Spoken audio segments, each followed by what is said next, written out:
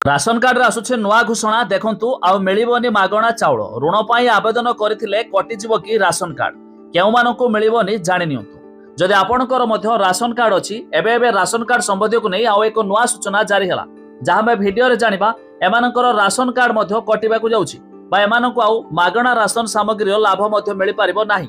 जानिबा पूर्वरु video को like करंतु subscribe करनथिले एबे सब्सक्राइब करी पाखर थिबा घंटी चिन्ह को दबाइ दियंतु। केवासी परे एबे सर्भे आଳରେ लोकଙ୍କ राशन कार्ड काटुछंती सरकार।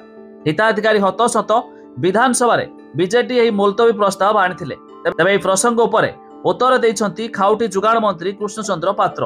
मंत्री कहिसंती पूर्व सरकार समय रे विभिन्न आळ देखाई और राजनैतिक उद्देश्य रखी राशन कार्ड कटा जाउथला। तबे गत आवेदन पोर्टाल मध्य बंद करथिले।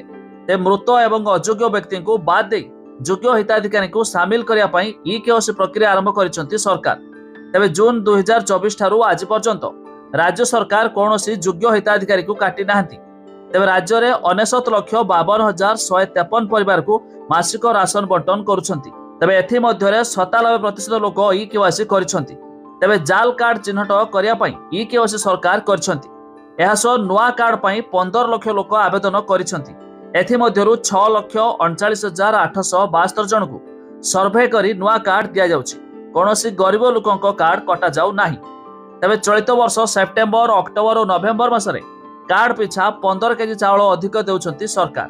ग्रामांचल रे 13,50,000 नुआ हिताधिकारी एवं सहरांचल रे 1,50,000 नुआ हिताधिकारी चिन्हट करिया पई टार्गेट दिया जायछि। तबे मृत सरकारी चाकिरिया और आयकरदाता माने चाउल नेउथिले जेउथिरु 6,95,530 जन मृत हिताधिकारी बाद पड़ी। तेणु जी भी ऋण पाई आवेदन करेथिबे सही आधार रे सामानक राशन कार्ड कटा जिवो नाही। डोर टू डोर सर्वे करा जिवो।